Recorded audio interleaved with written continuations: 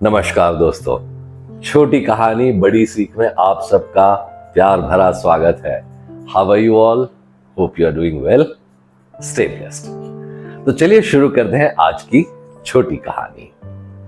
आज की कहानी कोई एक कहानी नहीं है, बल्कि मेरा अपना ये अनुभव है जो मैं आपके साथ आज शेयर करना चाहता हूं। कहानी सुनने से पहले मैं आपके साथ एक बात शेयर करना चाहता हूं। इस कहानी को बड़े ध्यान से सुनिएगा, बड़े ध्यान से देखिएगा, क्योंकि इस कहानी के एंड में, इसी कहानी के आधार पर हम आपसे एक सवाल पूछेंगे और आपको कमेंट सेक्शन में उस सवाल का जवाब लिख करके देना है। जितने भी सही जवाब आएंगे उनमें से एक लकी विनर को चुना जाएगा और उस लकी विनर को मिलेंगे 2100 रुपए का एक गिफ्ट वाउचर गुरुकुल ऑफ वैदिक एस्ट्रोलॉजी की तरफ से। और आपके जीवन को लेकर जो भी आपका एक प्रश्न होगा वो आप हमसे पूछ सकते हैं और ज्योतिष के आधार पर गुरुकुल ऑफ वैदिक एस्ट्रोलॉजी देगा आपके उस सवाल का जवाब। तो ध्यान से देखिए और ध्यान से सुनिए इस कहानी को। तो चलिए मेरा अपना अनुभव अब आपके साथ शेयर करता हूं। मैं जहां रहता हूं, मेरे घर के ठीक सामने एक बिल्डिंग का कंस्ट्रक्शन हो रहा था। मैं एक बार अपने घर की खिड़की में खड़ा था और देख रहा था कि ये जो कंस्ट्रक्शन चल रहा था, वहां जो लोग काम करते थे वो वहीं रहते थे और उनके बच्चे जो है वो वहीं पे खेल रहे थे। ये रेलगाड़ी का खेल खेल रहे थे। एक बच्चा सबसे आगे खड़ा था और उसकी शर्ट पकड़े हुए बाकी बच्चे उसके पीछे खड़े थे। सारे बच्चों ने एक दूसरे की शर्ट पीछे से पकड़ रखी थी और इस तरह से एक रेलगाड़ी बना ली थी। सबसे आगे वाला जो बच्चा था वो इंजन और उसके पीछे सारे डिब्बे बने हुए थे। और आखिर में एक बच्चा था जिसने सिर्फ चड्डी पहन रखी थी। उसके हाथ में एक छोटा सा एक कपड़ा था और वो बना हुआ था इस रेलगाड़ी का गार्ड। और ये रेलगाड़ी चल पड़ी, धीरे धीरे आगे चली, कुछ दूर जाकर के रुकी तो कुछ और बच्चे आए हाथ में पेड़ के पत्ते लेकर के, मानो जैसे वो कुछ बेच रहे हो। कुछ बच्चे आए, उनसे कुछ खरीदा, फिर डिब्बे के पास चले गए, फिर रेलगाड़ी थोड़ी आगे बढ़ी और इस तरह से ये रेलगाड़ी का खेल चल रहा था। बच्चे बड़ा एंजॉय कर रहे थे, मुझे भी देखने में बड़ा मजा आया।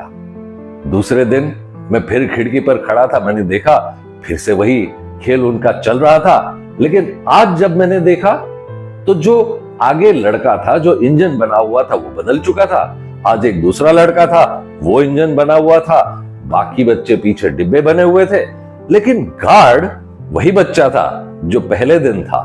और इस तरह मुझे अच्छा लगता तो मैं जब भी मौका मिलता मैं वहां आकर के देखता कि ये बच्चे किस तरह से एंजॉय कर रहे हैं। लेकिन एक चीज यहां पर मैंने नोट की, कई दिनों तक मैं ये खेल देख रहा था, लेकिन जब भी मैंने देखा इंजन बदल जाता, एक नया लड़का इंजन बनता, डिब्बे बदल जाते, लेकिन ये जो बच्चा गार्ड बनता था, जो चड्डी पहने हुए था, वो कभी नहीं बदला।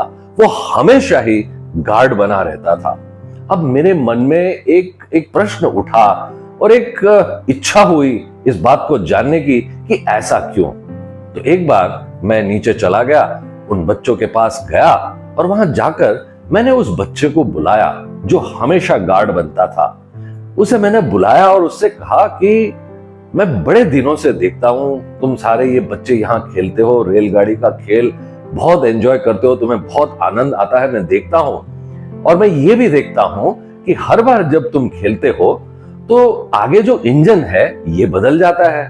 हर दिन कोई एक नया लड़का इंजन बनता है, बाकी बच्चे डिब्बे बनते हैं, लेकिन तुम हमेशा ही गार्ड बने रहते हो। क्या तुम्हें कभी मन नहीं करता कि तुम भी कभी सबसे आगे रहकर इंजन बनो या डिब्बे बन जाओ? तुम हमेशा ही सबसे पीछे रहते हो, गार्ड बने रहते हो, ऐसा क्यों?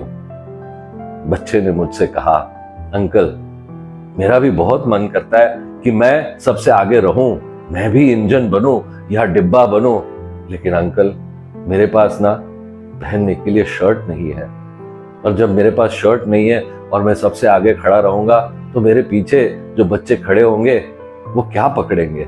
और इसीलिए मैं हमेशा ही गार्ड बना रहता हूं। बच्चे की इस बात को सुनकर मुझे बहुत दुख हुआ और शायद ये जो मेरा दुख था मेरे चेहरे पर आ गया था और मेरे इस दुख को उस बच्चे ने शायद पहचान भी लिया था और इसीलिए उस बच्चे ने मुझसे कहा, अरे अंकल आप टेंशन मत लो अंकल, मैं तो बहुत खुश हूं, गार्ड बन के बड़ा मजा आता है अंकल।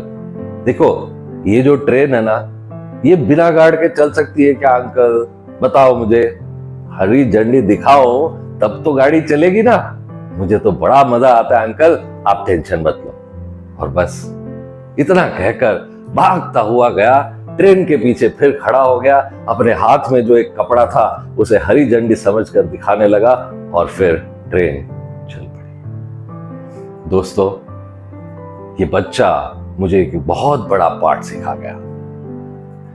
दोस्तों हमारा जीवन कभी भी परिपूर्ण नहीं होता, उसमें कोई ना कोई कमी हमेशा ही रह जाती है। अगर ये बच्चा भी चाहता तो अपने माँ बाप के पास जाकर रोते हुए बैठ सकता था, नाराज होकर बैठ सकता था, लेकिन उसने ऐसा नहीं किया। उसने इस परिस्थिति को अपनाया और इस परिस्थिति में से ही अपना समाधान भी ढूंढा। तो दोस्तों सीखना यही है कि हमारे जीवन में भी कई बार ऐसी परिस्थितियां आ जाती है जो कि हमारे कंट्रोल में नहीं होती। तो ऐसी परिस्थितियों में हताश होने के बजाय उसका समाधान ढूंढें और खुश रहें। There could be situations in life which are beyond our control. Wisdom is in accepting them the way they are, finding solutions and being happy. तो अब समय आ गया है आज के सवाल का। आज का सवाल है, इस अनुभव में जो बच्चे ये रेलगाड़ी का खेल खेल रहे थे, उसमें जिस बच्चे की हम बात कर रहे हैं वो बच्चा क्या बना था। दोस्तों इस कहानी को ज्यादा से ज्यादा अपने दोस्तों के साथ, रिश्तेदारों के साथ शेयर कीजिए। क्या पता कौन वो इंसान हो जिसे इन विचारों की आज बहुत ज्यादा आवश्यकता हो और इसे सुनकर शायद उनका जीवन बदल जाए। So please keep sharing the story with maximum people. हम आपसे फिर एक बार मिलेंगे अगले सप्ताह एक नई कहानी लेकर। तब तक के लिए please take good care of yourself. नमस्कार।